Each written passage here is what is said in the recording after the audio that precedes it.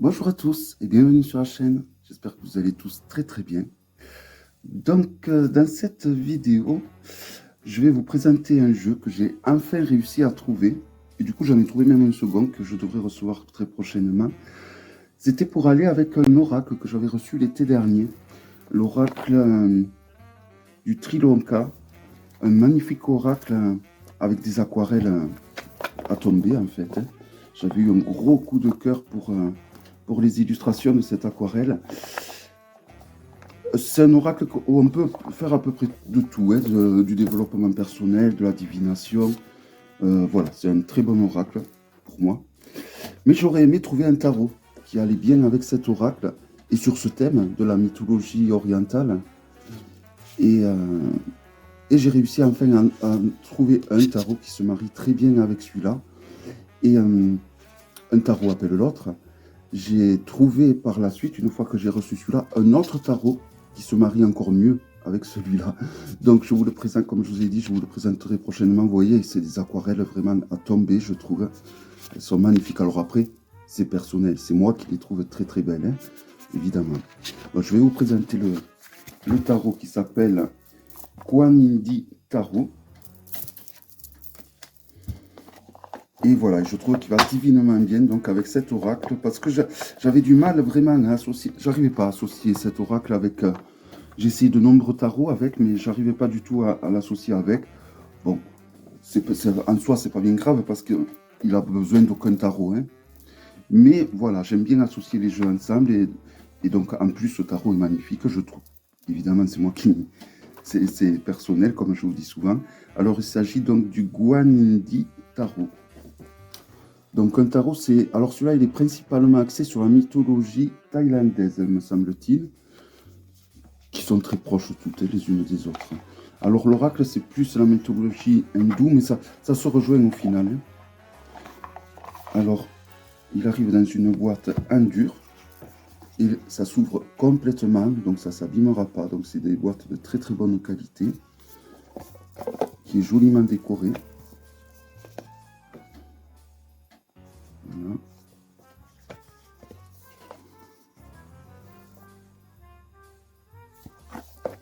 Et voilà. Il n'y a pas de guidebook, mais il y a un flash code. Et c'est souvent pas plus mal. Déjà, ça limite l'exploitation des forêts. Et c'est plus facile à traduire, en fait. Voilà, bon, j'ai pas regardé encore. C'est un tarot qui suit le rider, malgré que ça soit sur la mythologie orientale. Voici le dos, qui permet... non, je pense pas qu'on puisse faire des tirages envers endroit. Non, mais bon, il suffit de fermer les yeux, il y a toujours des petites techniques, hein. Voilà.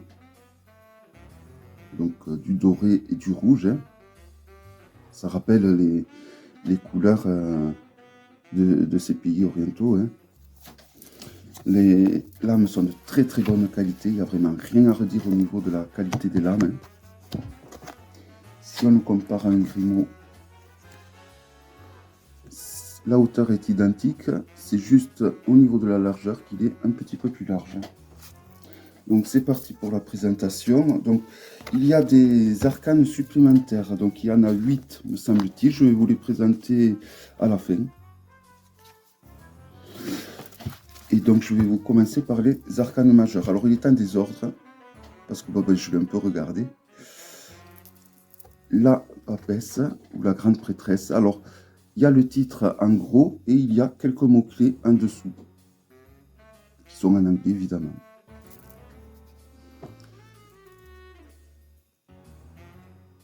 Donc c'est de très beaux graphismes, je trouve, de très belles couleurs. La force. Et le prochain que je devrais recevoir, il est très proche de celui-là, mais moins enfantin peut-être. Étoile. Donc c'est toujours le même principe, on a le titre écrit en gros, et quelques mots-clés en dessous. La lune.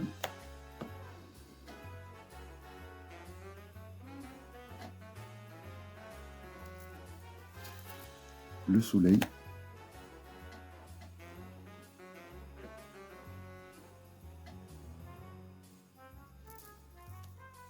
le jugement.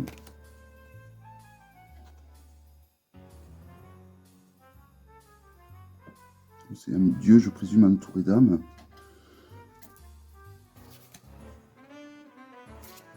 Le monde. Alors sur le monde, on remarquera les 4 animaux du Feng Shui. Donc le tigre blanc, le dragon azur ou le dragon vert, la tortue noire et le phénix rouge, que l'on doit normalement poser aux 4 coins cardinaux de la maison. Et ils apportent donc des bienfaits bien spécifiques. La justice.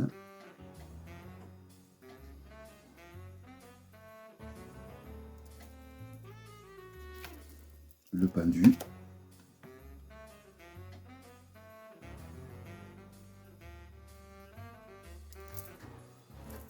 La mort. Donc la mort qui est incarnée par ce personnage central qui est en train, on dirait, de faire table rase à une guerre. Hein, en donnant au final perdant aux deux clans. La tempérance. Je trouve que c'est un jeu très très coloré et j'aime beaucoup ce style d'illustration. Le diable avec l'un de ses travers qui est la débauche sexuelle et la dépendance du coup au sexe un peu malsain, comme il peut gérer également toutes sortes de dépendances, hein, médicamenteuses, alcooliques. La tour.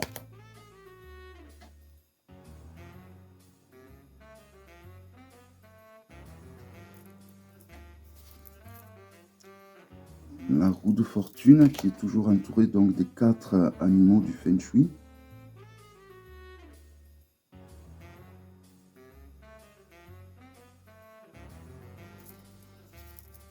L'ermite. Cette lame est magnifique, je trouve. Elle me plaît vraiment énormément.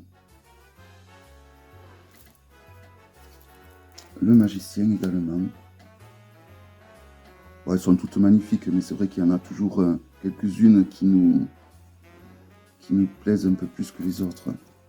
Le fou aussi, j'aime beaucoup. Ce jeu me fait apprécier des lames que par habitude, j'aime sans plus en fait. Donc pour ça, c'est très intéressant. Les amoureux.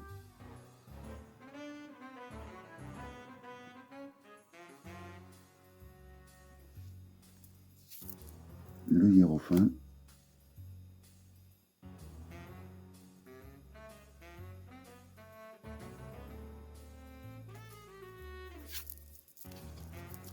L'empereur.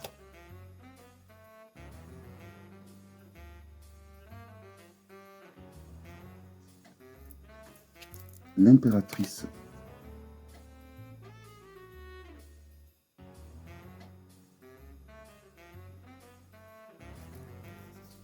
Le chariot, que j'aime beaucoup également. Mais cela, je l'aime bien en général. Et j'adore les couleurs, tous ces dégradés de blanc ou de gris. J'aime beaucoup le gris, plus ça va. Et donc là, on va passer au numéral. Vous voyez, rien que les majeurs, ça fait un petit tas assez sympathique, ce qui prouve donc de la qualité des lames. Donc le 6 de pentacle. Alors je m'excuse qu'il soit en désordre, j'ai pas eu le temps j'ai pas pris le temps de le remettre dans l'ordre. Mais toujours pareil, vous avez donc le nom de la lame écrit en gros et quelques mots-clés en dessous.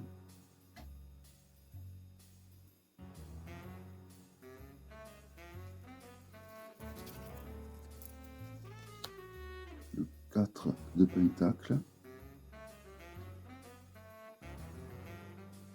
Donc du coup on reconnaît assez facilement les mineurs. Hein. Donc c'est un jeu qui suit le rider, hein, le 3 de pentacle. D'un point de vue numérologique, puis même d'un point de vue esthétique. Hein. En cherchant bien, pour certaines. Après il y en a toujours qui se qui se différencie un petit peu, ce qui est normal. Hein. Le 2 de pentacle. L'As de pentacle.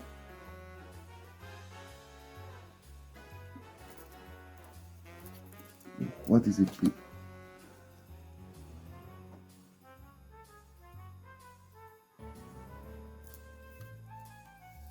La Reine des épées.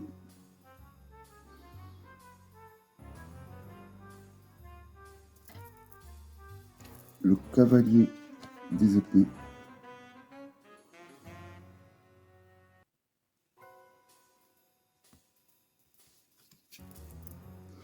Le Page des épées.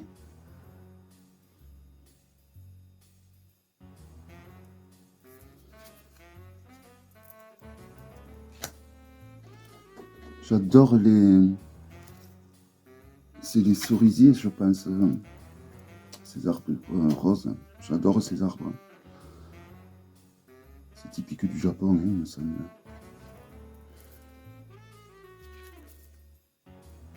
Le 9 de pentacle, le 8 de pentacle, pardon.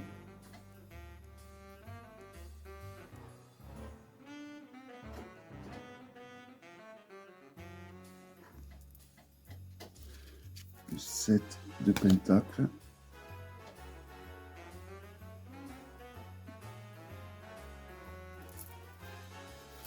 Le Cavalier de pentacle.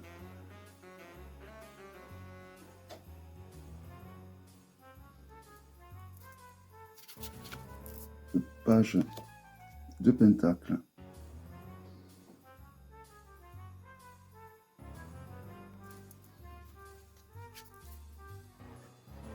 Ouais, vraiment, toutes les illustrations ont été faites dans le détail, je trouve. Hein, et c'est pas un coup de cœur, mais parce que j'ai vu les illustrations du prochain que je dois recevoir. Donc j'attends de le recevoir avant de dire que celui-ci est un coup de cœur, parce que je pense que ça va être plus le prochain. Mais il est vraiment magnifique. Hein. La reine de pentacle.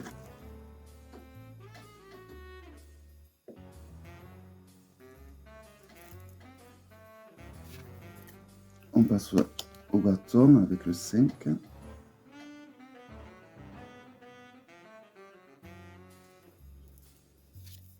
4.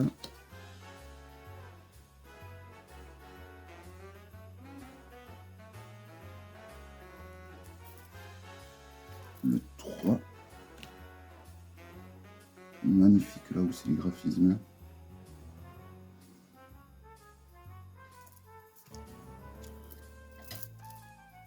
Deux de bâton.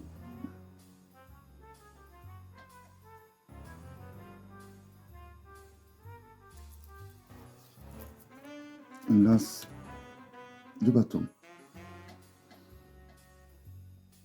Qui est tout aussi beau. Hop, je range un peu. Le page de bâton.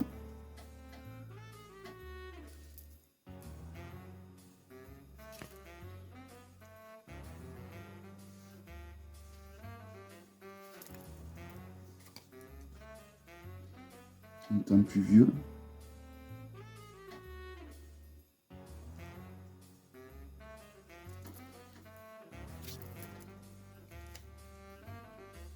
Donc on reconnaît après la symbolique du rider sur certaines lames, c'est évident. Hein. Sur d'autres, sur certaines, ils ont pris un peu de liberté, ce qui est très bien, moi je trouve. Hein. Quand le jeu est trop proche d'un rider, moi j'aime bien que les illustrations changent un peu, qu'ils apportent vraiment une autre ouverture. Hein.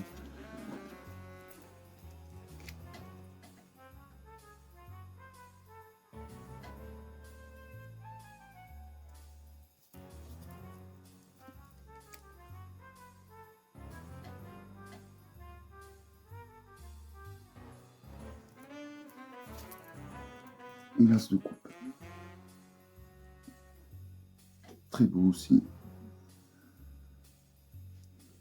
Bon, je ne vais pas dire très beau à chaque lame, hein, mais ça le mériterait. Hein. Le roi de bâton. Alors, les personnages de course représentent des divinités, je présume. Bon, et c'est pas que dans les personnages de course, c'est en général du jeu, hein, remarque. La reine. Super bien fait. Le cavalier.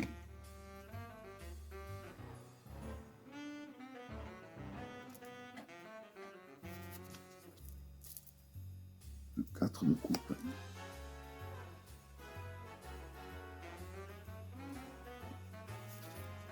3 de coupe. Le 2 de coupe.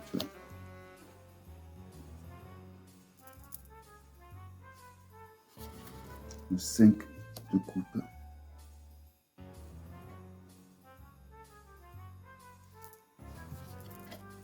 Le page de coupe.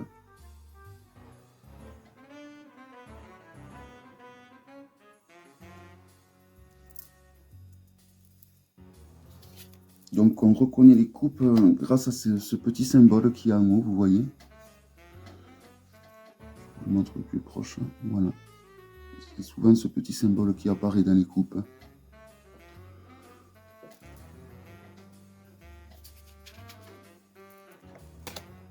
Là on les voit ici.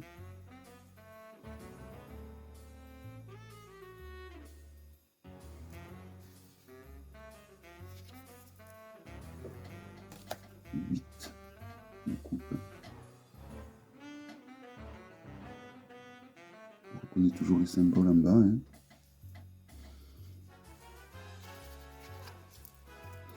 Les épées, donc un mental qui peut être très dur des fois.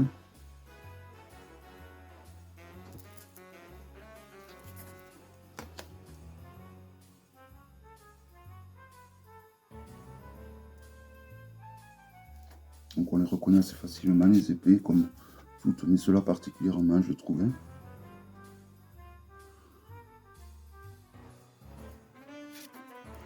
7 d'épée.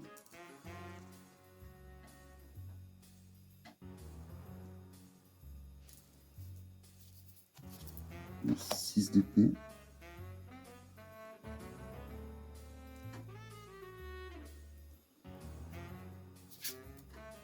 Le 5 des épées.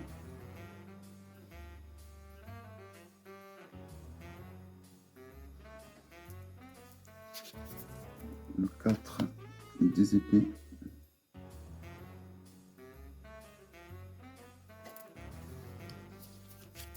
Le 3 des épées.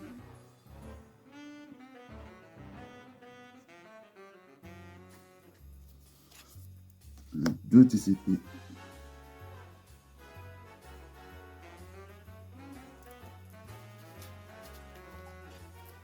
L'as des épées, que j'aime beaucoup. Simple mais efficace. Le roi des épées. Non, pardon, le roi de coupe.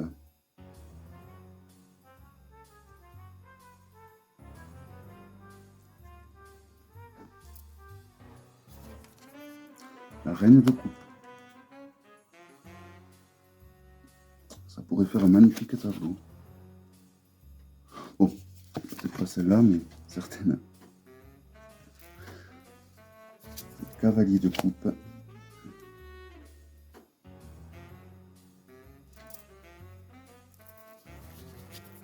Le 7 de coupe. Et le 6 de coupe. Voilà donc pour le tarot. Alors maintenant, je vais vous présenter les cartes oracle ou les spéciales cartes, comme eux ils appellent. Alors, il y en a 1, 2, 3, 4, 5, 6, 7 et 8. Donc, il y en a 8. Donc là, ça représente des divinités. Et il y en a 4 qui vont représenter donc les fameux animaux du Feng Shui. Donc, je les trouve particulièrement réussies, ces 8 cartes spéciales. Donc là, on a la tortue noire. Alors, je me suis fait des petites notes. Donc la tortue noire, Alors, elles existent en figurine, en fait. Donc, vous avez la tortue noire, le phénix rouge. La tortue noire, il faut la placer dans le nord de la maison. Et elle va vous apporter du soutien, de la protection.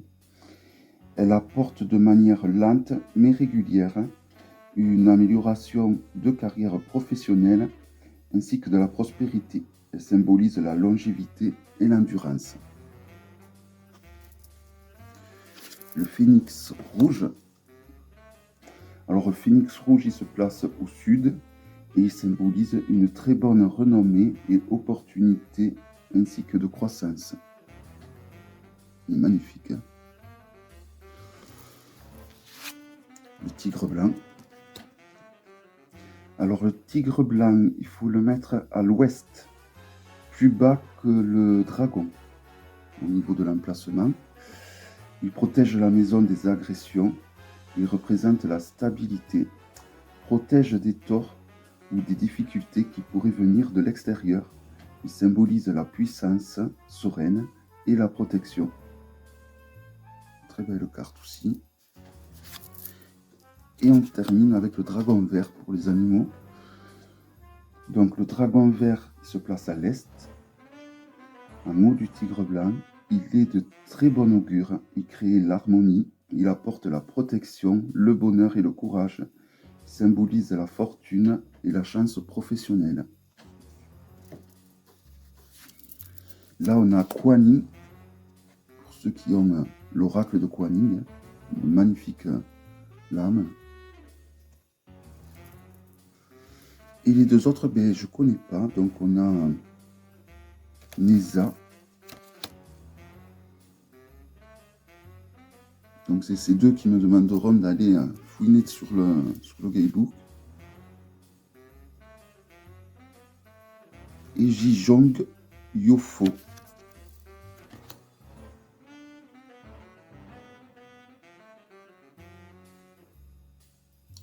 Voilà. Alors, je suis curieux d'avoir votre avis concernant ce jeu. Moi, je le trouve très beau. La qualité, elle suit. Vraiment, il est de très très bonne qualité. Il n'y a rien à redire à ce niveau-là. C'est vraiment un très très beau jeu. Voilà. Donc, j'espère que cette vidéo vous aura plu. Je vous donne rendez-vous à très bientôt pour une prochaine vidéo. Bye bye.